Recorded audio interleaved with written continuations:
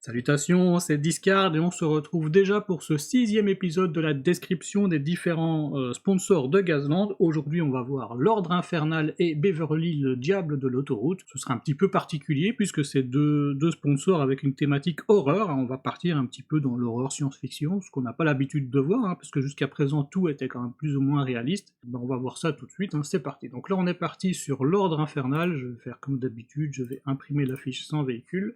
Et on a baptisé par le feu. Lorsque ce véhicule devrait subir des dégâts de n'importe quelle arme ou effet avec la règle incendiaire, ce véhicule peut ignorer jusqu'à 3 de ses dégâts, jusqu'à subir au minimum 1 dégât. A priori, on se dit ça va servir pour les cocktails Molotov, mais je pense pas, parce que les cocktails Molotov, on lance que 1 dé au final, donc vraiment, si on fait un critique et qu'on devrait subir 2 dégâts, on va plus en subir qu'un, donc là c'est quand même pas mal. Par contre, le napalm c'est déjà 4 dés d'attaque, donc là ça peut devenir intéressant si on peut faire en sorte de ne subir que 1 dégât. Mais ça va surtout venir, je pense, des éperonnages avec la règle enflammée. On se rappelle que quand un véhicule est enflammé, il gagne la règle incendiaire, et donc quand il fait un éperonnage, c'est un éperonnage avec la règle incendiaire. Donc ça va être intéressant pour réduire les dégâts dus aux éperonnages qui auraient la règle incendiaire. Et on va s'amuser à enflammer un petit peu tout le monde, pour profiter un petit peu de cet effet, et aussi pour gagner des votes du public. On va le voir tout de suite avec le culte de la flamme. À la fin de la phase de vitesse, s'il y a plus de véhicules adverses enflammés que de véhicules amis enflammés, ou que tous les véhicules adverses sont enflammés, cette équipe gagne un vote du public pour chaque véhicule ami enflammé. Appliquez cet effet même si vous n'avez pas de véhicule qui s'active dans cette phase de vitesse. Là ça va être un peu compliqué parce qu'on va devoir enflammer un petit peu tout le monde, en particulier les adversaires, mais on va devoir s'enflammer nous aussi, puisqu'on va gagner des votes du public en fonction du nombre de véhicules amis enflammés. Alors évidemment si on joue qu'à 2 joueurs ça va être difficile, maintenant si on est 4, si on enflamme nos 2 véhicules, imaginons qu'on ait 2 véhicules chacun et qu'on arrive à enflammer ne serait-ce que 3 véhicules adverses, ça devrait le faire. Torche humaine. Si ce véhicule est enflammé, il gagne plus 1 à toutes ses tentatives d'esquive. Bon déjà, ça c'est pas mal, parce qu'on se demandait pourquoi est-ce qu'on s'enflammerait volontairement. Ben là déjà, plus 1 aux tentatives d'esquive, ça peut être pas mal. Ça vient se rajouter avec le baptisé par le feu, où déjà on va pouvoir peut-être limiter un peu les dégâts, si on peut les limiter encore plus avec l'autre effet. Bon, ça me paraît pas si mal, mais ça va être compliqué quand même. On va regarder tout de suite, on va rajouter un véhicule, alors je sais pas vers quoi ça va nous orienter, je vais partir sur une voiture, vraiment on va partir sur la base, et on va regarder un petit peu quels sont les avantages de l'ordre infernal. Alors l'ordre infernal, il a les avantages horreur, là je sais pas pourquoi il y a une erreur, mais c'est horreur, et rapidité qu'on connaît déjà, donc on sait déjà que ce sera des véhicules rapides. On a la flamme purificatrice qui coûte 1. Une fois par activation, au début de son activation, ce véhicule peut subir jusqu'à 3 dégâts, donc pas forcément 3 dégâts, pour choisir un véhicule ami.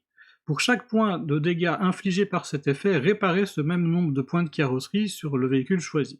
Ces dégâts ne peuvent pas être réduits, ils comptent comme ayant la règle enflammée. Cet effet ne peut pas être utilisé pour permettre à un véhicule de dépasser sa valeur de carrosserie de départ. Bon, ça veut dire qu'on peut pas utiliser le baptisé par le feu, puisqu'on vient de voir que ces dégâts-là ne pouvaient pas être réduits. Par contre, ça nous permet de nous enflammer naturellement. Il suffit qu'on se retire un point de carrosserie pour le remettre à un véhicule allié pour le réparer, et celui qui subit ce point de carrosserie s'enflamme, du coup, puisque le dégât a la règle incendiaire. Donc ça peut être pas mal avant un éperonnage ou quoi, surtout que c'est au début de son activation, donc on prévoit de foncer sur quelqu'un, on peut volontairement s'enflammer. Ça peut être dangereux, puisque, bon déjà pour rester enflammé, il faut qu'on ait des points de danger, et en plus, les flammes vont quand même grignoter notre carrosserie petit à petit, et comme les flammes ne font qu'un dégât à chaque activation, on pourra pas les supprimer avec notre capacité spéciale. Bon. Alors, vision extatique, qui coûte 1. Une fois par activation, au début de son activation, ce véhicule peut prendre jusqu'à 3 jetons de danger pour défausser le même nombre sur un véhicule ami. Bon voilà, c'est la même chose que juste au-dessus, sauf que là c'est avec les points de danger plutôt que les points de carrosserie. Donc justement on disait qu'on avait besoin de danger pour rester enflammé.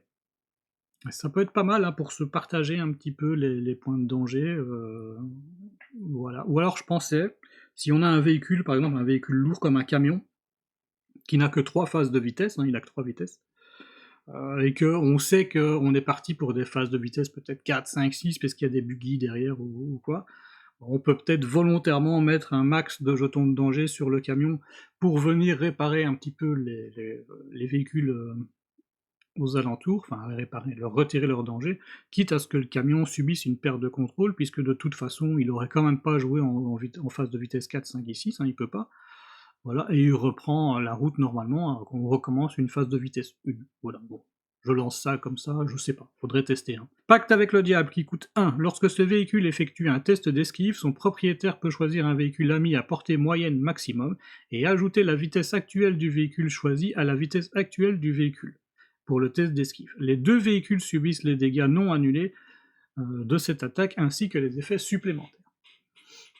Ouais, ça peut être pas mal, hein. Moi je prends toujours l'exemple des véhicules qui sont en vitesse 3, bah là si on en a un autre à côté qui est lui aussi en vitesse 3, ben on passe en vitesse 6, ça fait 6 dés d'esquive. Après, bah, ça reste, on n'a toujours qu'une chance sur 6 à chaque dé pour faire un 6. Donc ça peut être pas mal, ça coûte pas cher, hein, au final ça coûte que 1, faut voir. Je suis pas ultra convaincu, mais c'est peut-être pas mal. Autoroute vers l'enfer, qui coûte 2. À la fin de son étape de déplacement, si ce véhicule a choisi un gabarit droit, ce véhicule peut subir 2 dégâts. Ces dégâts sont considérés comme ayant la règle enflammée. Si des points de carrosserie sont retirés par cet effet, ce véhicule peut laisser son gabarit de déplacement en jeu, à l'exception du gabarit de dérapage, comme s'il s'agissait du gabarit du largueur d'un napalm. Retirer ce gabarit au début de la prochaine activation de ce véhicule. Donc en fait, on va laisser comme dans Retour vers le futur, on va laisser les traces de feu de notre voiture sur la route, mais qui ont la règle du largueur de napalm, donc c'est quand même des dégâts à 4 des 6. Ça peut être pas mal. Après, elle s'enlève à la prochaine activation, mais c'est pas grave. Par contre, je me dis que ça force un petit peu, enfin ça force, entre guillemets, les joueurs à avoir chacun leur propre set de gabarits, peut-être même un set pour chaque véhicule, puisque imaginons que j'ai utilisé vraiment le classique, le gabarit droit moyen pour mon premier véhicule, je suis quand même emmerdé si je peux pas l'utiliser avec mon deuxième ou troisième véhicule, et si les autres joueurs ne peuvent pas jouer avec. Donc moi je pense que ce qu'il faudrait faire, c'est peut-être refaire des gabarits droits, le petit, le moyen, le grand, et d'imprimer sur ces gabarits la règle du napalm. On reprend, je pense, l'image qu'il y a sur le largueur de napalm, mais on la colle sur ces gabarits-là. Et on se fait des gabarits exprès pour cette équipe. En papier, quoi. Enfin, en papier, en carton, plastifié, peu importe. Manifestation diabolique, il coûte 3. Lorsque ce véhicule revient en piste, bon, déjà, il faut qu'il soit devenu une épave, hein, effectuer une attaque immédiate avec le nombre de dés correspondant au poids de ce véhicule contre tous les véhicules à portée moyenne maximum, comme si ce véhicule avait explosé en devenant une épave. Cette explosion a la règle spéciale impact et enflammé. Quand on revient en piste, soit on était une épave, et donc on revient là où on est, hein, on se remet à l'endroit et on redevient un véhicule, hein, puisque quand on est à l'envers, on est juste un obstacle. Soit on avait explosé, et là ça va dépendre du mode de jeu, mais moi je connais surtout le mode course à la mort, et donc si je dis pas de bêtises, dans ce cas-là, on revient au précédent checkpoint, à la précédente porte. Donc là on peut revenir et exploser, et une explosion qui fait à la fois impact et enflammé, c'est quand même pas mal, hein, parce que donc impact ça va faire du point de danger, et enflammé, ben du coup ça enflamme le véhicule, qui a priori devrait rester enflammé. Ange de la mort, qui coûte 4. Avant d'effectuer une attaque, ce véhicule peut subir jusqu'à 3 dégâts pour ajouter autant de dés d'attaque à l'une de ses armes utilisées dans cette attaque. C'est quand même pas mal, ça coûte cher, mais bon, à chaque fois, il faut qu'on subisse nous-mêmes des dégâts. On n'a pas vraiment de manière de se soigner. Le truc, c'est qu'on peut se partager les dégâts, mais pas vraiment de se soigner. On n'a pas de mécano de bord, par exemple. Donc est-ce qu'on a besoin d'un véhicule plus lourd avec nous, qui serait juste une banque de points de vie, qui pourrait soigner tous les petits véhicules qui seraient autour? Je sais pas. Mais ce truc-là, l'air de rien, pour ajouter 3 dés à une arme, ça peut être pas mal. Imaginons un cocktail Molotov, mais avec 3 dés de plus, ça devient intéressant. Bon, rapidité, on connaît, mais on repasse ça en vue vite fait, voir si c'est intéressant. Départ éclair qui coûte 1, lancer un D6 au début de la partie. Ce véhicule commence la partie à la vitesse, à cette vitesse-là. Bon, ça peut être bien. Je suis pas ultra convaincu dans leur cas. Il faut voir. Faut voir les véhicules qu'on va jouer. Hein. Si on va jouer, si on joue rapidité ou si on joue éprenage flamme, quoi. Sillage, on le connaît aussi. Donc, si ce véhicule est impliqué dans une collision arrière lors de son activation, donc c'est quand nous on fonce dans quelqu'un, ce véhicule peut annoncer la réaction sillage. S'il le fait, l'autre ne peut rien annoncer du tout. Le véhicule actif peut alors monter ou descendre d'une vitesse en prenant un jeton de danger, et aucun des deux véhicules ne prend de jeton de danger suite à cette collision. Donc ça nous permet de rentrer dans le cul de quelqu'un. Si on décide de pas changer de vitesse, on se prend ni point de danger, ni point de dégâts, et voilà, rien ne se passe. Sauf que ça devient intéressant quand on joue avec un véhicule qui a la dérobade, comme la voiture de sport, puisque là, ça lui permet de se faire une activation gratuite, mais vraiment gratuite, puisque là, du coup, pas de danger et pas de dégâts, c'est intéressant. Surcharge qui coûte 2. Lors de la résolution des dés de manœuvre pendant l'étape de déplacement, ce véhicule peut lancer un dé de manœuvre supplémentaire. S'il le fait, il doit faire en sorte de monter ou de descendre d'une vitesse. S'il ne parvient pas à monter d'une vitesse, il prend un jeton de danger. Bon, voilà. C'est pratique si on veut vraiment changer de vitesse. Donc ça coûte pas trop cher et c'est pas obligatoire, donc c'est quand même pas mal. Rétrogradé. À la fin de l'étape de déplacement où ce véhicule est descendu d'au moins une vitesse, ce véhicule peut effectuer un déplacement forcé vers l'avant avec un gabarit droit court. Bah, c'est toujours bon à prendre, hein. Encore une fois, c'est le genre de truc qui peut comboter avec le départ éclair, où on va peut-être avoir... c'est aléatoire aussi, hein. Si on fait 2, ça va pas beaucoup nous servir, mais chaque fois qu'on va rétrograder, on aura la possibilité d'avancer un petit peu plus, mais je suis pas ultra convaincu par le truc. Temps additionnel, là par contre c'est autre chose, hein. Temps additionnel qui coûte 3, ça c'est un banger absolu, hein. À la fin de l'étape de déplacement où ce véhicule franchit une porte, il peut retirer n'importe quel nombre de jetons de danger. Voilà, ça c'est vraiment bien. Je pense qu'on le prend d'office le temps additionnel. Et à fond la caisse, le véhicule considère le gabarit droit long comme étant autorisé à n'importe quelle vitesse, et le gabarit droit long est considéré comme n'étant ni dangereux ni trivial, quelle que soit la vitesse. Donc c'est pas mal quand on joue la vitesse, mais ici ça peut être pas mal aussi quand on joue l'autoroute de l'enfer, puisque du coup le gabarit droit long devient un long gabarit de napalm. Jouer au bon moment, ça peut être intéressant. Celui-ci, c'est pour s'enflammer automatiquement, et je trouve que ça marche bien les deux ensemble là, mais je suis pas sûr de moi. Le pacte avec le diable, lorsque ce véhicule effectue un test d'esquive, son propriétaire, ouais non, là je suis pas convaincu du tout. Manifestation diabolique, lorsque ce véhicule revient en piste, ouais c'est pas mal, est-ce que ça va souvent arriver ça? On espère que non dans un sens. Et avant d'effectuer une attaque, ce véhicule peut subir jusqu'à 3 dégâts, ouais, mais j'ai peut-être pas trop les moyens. Déjà ça c'est pas mal. Manifestation diabolique, on verra après. On en est à combien là? On en est à 24, et le problème c'est qu'on n'est pas encore armé. Alors je pense que c'est assez évident qu'on va s'armer d'un largueur de napalm, encore que avec l'autoroute de l'enfer. On est pile à 25 points, on pourrait peut-être rajouter un cocktail molotov ou quoi, ce serait bien peut-être aussi un bélier, ça va vite coûter cher. Imaginons un bélier. Ouais, on a aussi le bélier explosif, on n'en a jamais parlé, hein, mais bélier explosif, en fait, c'est un bélier qu'on met, enfin, peu importe où, et au premier impact, on n'a pas le choix, au premier impact sur ce côté-là, il y a une explosion, et on subit tous les deux du dégât. On reviendra peut-être dessus plus tard, on verra bien. Peut-être un petit peu quand même de cocktail, ça peut être sympa. Arme d'équipage, on va venir chercher cocktail molotov, voilà. Moi j'ai envie de cloner, et ensuite on va faire un tri, parce qu'il y a 10 points de trop. On pourrait imaginer que les deux véhicules n'aient pas la règle à fond la caisse déjà. Hein, donc ici on va retirer à fond la caisse pour lui. Ça fait plus que 5 points. Ouais, ou à fond la caisse, personne ne le prend, quoi, voilà, c'est réglé. On prend pas le à fond la caisse.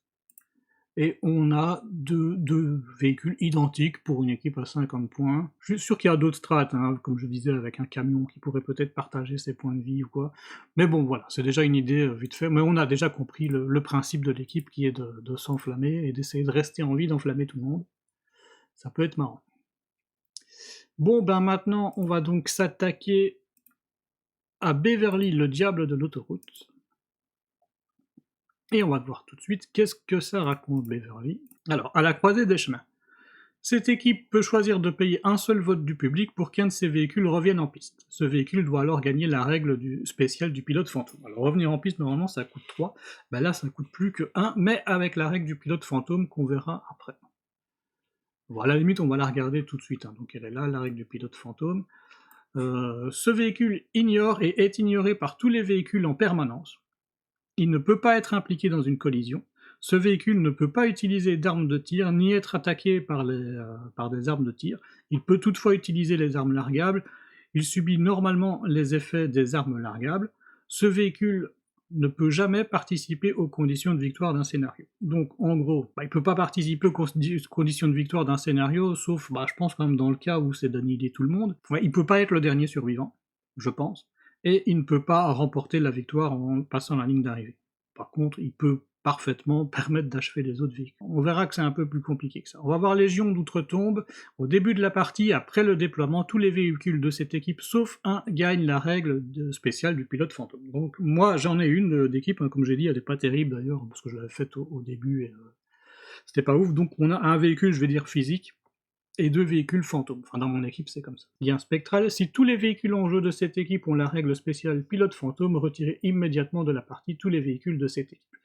Donc en gros, si notre voiture physique, et on n'en a qu'une seule, se fait détruire, on perd tous les autres véhicules. On ne peut pas ramener les fantômes en ne payant qu'un seul vote du public, puisqu'on ne peut pas avoir de fantômes en jeu si on n'a pas de voiture physique.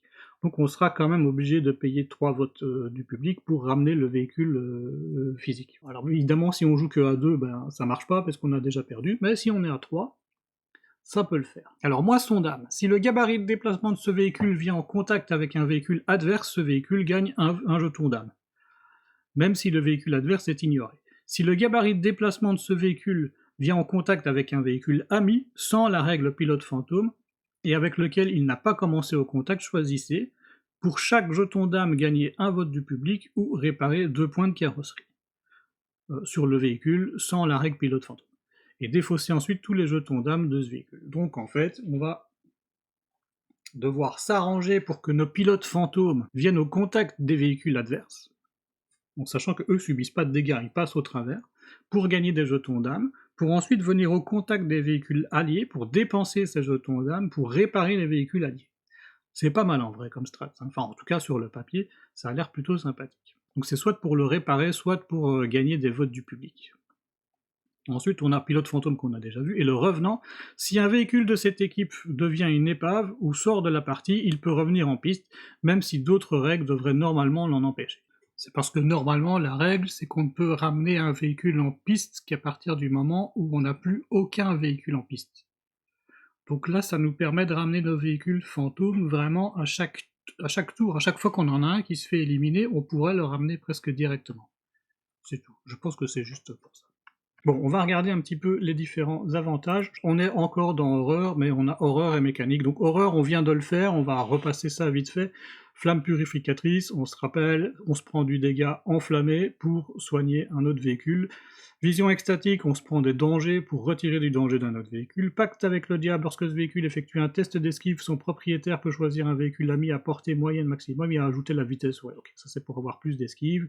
Autoroute de l'enfer, c'est pour faire les traces en feu. Manifestation diabolique, lorsque ce véhicule revient en piste, il peut exploser. Ça peut être intéressant. Si moi je peux ramener mes véhicules plus facilement, mes fantômes en tout cas, je peux les ramener en ne payant qu'un vote du public, si à chaque fois je peux faire des explosions, ça peut être pas mal. Ange de la mort, avant d'effectuer une attaque, ce véhicule peut subir jusqu'à 3 dégâts, pour rajouter des dés. On va retourner voir mécanique, même si on a déjà vu ça, mais c'était peut-être il y a un moment. Poids mort, lors de l'étape d'attaque de ce véhicule, il peut prendre 2 jetons de danger, pour être considéré comme d'une classe de poids immédiatement supérieure. Sauf s'il est déjà dans une classe de poids lourd jusqu'au début de la prochaine activation. J'avoue que je sais pas trop à quoi ça sert, parce que je m'étais dit ça peut être bien pour faire un éperonnage puissant, sauf que c'est lors de l'étape d'attaque du véhicule, donc ça veut dire que ça s'active après l'étape de manœuvre. Donc c'est un mouvement plutôt défensif. Expert en tonneau. Ça permet d'orienter nos tonneaux. Donc ça peut être pas mal quand on joue des buggy qui ont des arceaux de sécurité, ou des voitures qui ont des arceaux, mais le buggy a l'arceau de base. Lorsque ce véhicule subit des tonneaux, il peut choisir de passer le gabarit utilisé pour les tonneaux perpendiculairement et au contact du centre de n'importe quelle face de son véhicule, au lieu de les mettre au contact avec sa face avant, comme à l'accoutumée. Bon voilà, ça sert à orienter nos tonneaux pour essayer peut-être de produire un autre accident. Cogneur. Lors d'une collision impliquant ce véhicule, si ce véhicule annonce une réaction autre qu'esquive contre un véhicule adverse, le véhicule adverse prend immédiatement un jeton de danger. C'est toujours bon à prendre. Retour de flamme. Une fois par étape, lorsque ce véhicule perd au moins un point de carrosserie, effectuez une attaque avec un D6 contre chaque autre véhicule, même ami à portée moyenne à la fin de son étape d'attaque. Concasseur, le véhicule gagne la règle spéciale franchissement. Ouais, voilà, on connaît, c'est pour rouler au-dessus des adversaires. Et même pas mal, Lors de l'étape d'attaque d'un véhicule adverse, après qu'un attaquant ait lancé ses dés d'attaque contre ce véhicule, si après la résolution de l'attaque il reste maximum 2 touches non annulées, annuler ces touches. Ça c'est quand même pas mal. Déjà tout ce qui est tir de revolver, tous les machins qui font moins de 2 dégâts, eh ben on les annule. Donc c'est pas la peine de tirer sur ce véhicule avec un revolver, puisque le maximum du dégât que tu peux faire de base, c'est quand même que 2 si tu sors un 6. Donc voilà, ça me paraît pas mal comme truc, mais avec quoi on va jouer? Manifestation diabolique, donc on a pris. Ça va servir à exploser. C'est pas mal. Je suis pas convaincu en fait par tous les perks de ce véhicule. Peut-être que c'est un véhicule qui. Enfin une équipe qui joue pas tellement les avantages, hein, je sais pas. Je vais rien mettre pour le moment, enfin je vais juste garder la manifestation diabolique. Et on va partir peut-être sur. Ils ont 3 véhicules, c'est possible, on est déjà à 45 points. Mais on n'aura qu'un seul véhicule physique. Donc les autres, ils risquent pas grand chose, on peut pas leur tirer dessus, on peut pas les éperonner, le seul danger c'est les armes largables. Par contre, eux peuvent larguer des armes largables, on verra peut-être ça. Mais lui, on pourrait imaginer qu'il ait un bélier, hein. Moi j'aime bien mettre un bélier en général, voilà, on va lui mettre un bélier à l'avant. On peut peut-être lui mettre... On a déjà plus de points. J'ai mis peut-être trop de trucs. Mais peut-être que ces véhicules-là, je pourrais mettre plutôt des buggy. On va éditer, on va mettre plutôt un buggy, ça coûte moins cher. Voilà, on va éditer ici, on va mettre un buggy aussi. Ici, on pourrait imaginer, je suis plus qu'à 37 points, alors je pourrais mettre un truc, genre un minigun monté sur tourelle. Non, c'est un peu trop. C'est un peu trop, mais c'est pas beaucoup trop, hein. Donc on va ajouter une mitrailleuse lourde montée sur tourelle. Voilà. On pourrait rajouter arme largable du napalm, par exemple à l'arrière. Ici, arme largable du napalm à l'arrière. Ouais, il reste 2 points. Enfin bref, on se rajoute un truc, peu importe. Et je pense qu'on a compris un peu la strat, hein. Donc c'est vraiment qu'il va falloir jouer avec les fantômes pour venir passer au travers des véhicules adverses pour gagner des jetons d'âme, c'est ça? Pour ensuite les redéposer sur le véhicule physique pour le soigner, gagner des votes du public, ce genre de truc. Donc on a tout intérêt à avoir un max de véhicules fantômes qui devraient résister plus longtemps. Donc c'est parce que j'ai mis buggy parce que c'est pas trop cher, mais je pense qu'on pourrait même partir sur moto, si j'en avais, mais j'en ai pas en stock. Et de dragster, non. Enfin, quoi qu'un dragster peut facilement passer au travers d'un véhicule, mais... Non, voilà, il faudrait voir, Et donc le prochain, hein, parce que là on en a terminé, le prochain ce sera donc Rusty et les trafiquants d'alcool. C'est ça le nom exact? On va vérifier. C'est Rusty et ses trafiquants d'alcool. Et là on le verra tout seul, parce qu'il sera peut-être un petit peu plus costaud que les autres. Voilà, sur ce, je vous souhaite une bonne journée, une bonne soirée, un bon amusement, et on se retrouve bientôt pour une prochaine vidéo. Salut!